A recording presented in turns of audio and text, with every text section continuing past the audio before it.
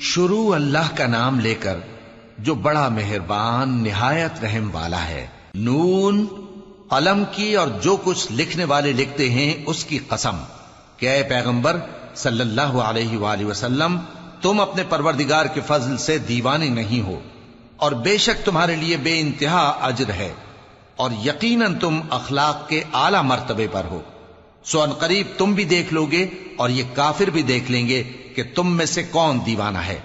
تحقیق تمہارا پروردگار اس کو بھی خوب جانتا ہے جو اس کے رستے سے بھٹک گیا، اور ان کو بھی خوب جانتا ہے جو سیدھے رستے پر چل رہے ہیں۔ تو تم جھٹلانے والوں کا کہا نہ ماننا۔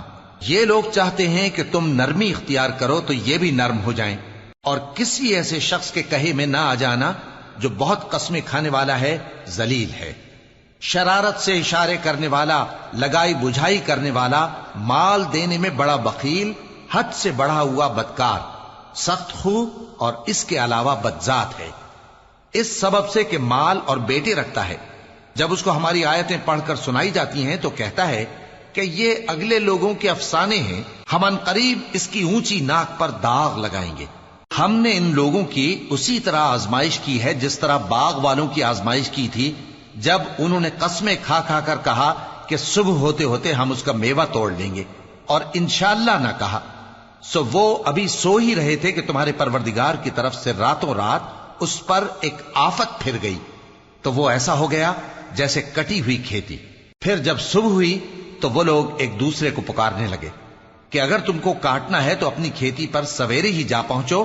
سو وہ چل پڑے اور آپس میں چپ کے کہتے جاتے تھے کہ آج وہاں تمہارے پاس کوئی فقیر نہ آنے پائے، اور کوشش کے ساتھ سویرے ہی جا پہنچے، گویا پیداوار پر قادر ہیں۔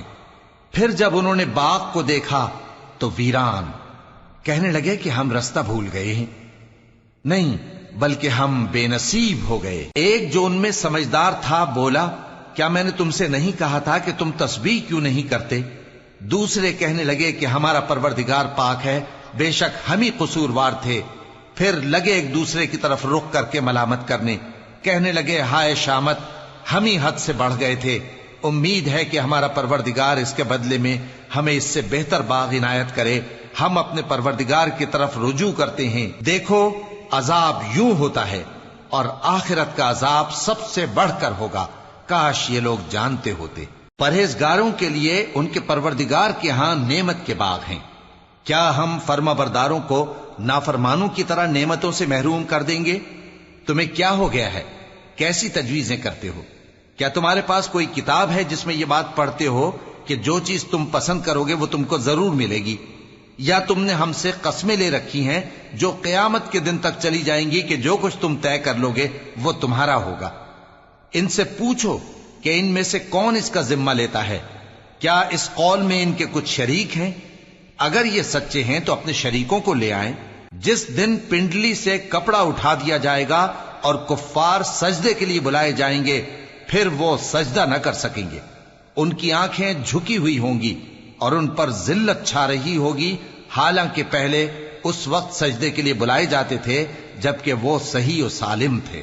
سو مجھ کو اس کلام کے جھٹلانے والوں سے سمجھ لینے دو، ہم ان کو آہستہ آہستہ ایسے طریق سے پکڑیں گے کہ ان کو خبر بھی نہ ہوگی، اور میں ان کو مہلت دیے جاتا ہوں، میرا داؤں بڑا مضبوط ہے۔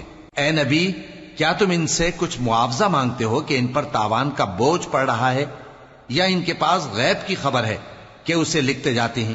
سو اپنے پروردگار کے فیصلے کا انتظار کیے رہو، اور مچھلی کا لقمہ ہونے والے یونس کی طرح نہ ہونا کہ انہوں نے اپنے رب کو پکارا جبکہ وہ دل ہی دل میں گھٹ رہے تھے۔ اگر ان کے پروردگار کی مہربانی ان کو نہ سنبھال لیتی تو وہ چٹیل میدان میں ڈال دیے جاتے مذموم حالت میں۔ پھر ان کے پروردگار نے ان کو برگزیدہ کر کے نیکوکاروں میں شامل کر لیا۔ اور کافر جب یہ نصیحت کی کتاب سنتے ہیں تو یوں لگتے ہیں کہ تم کو اپنی نگاہوں سے پھسلا دیں گے،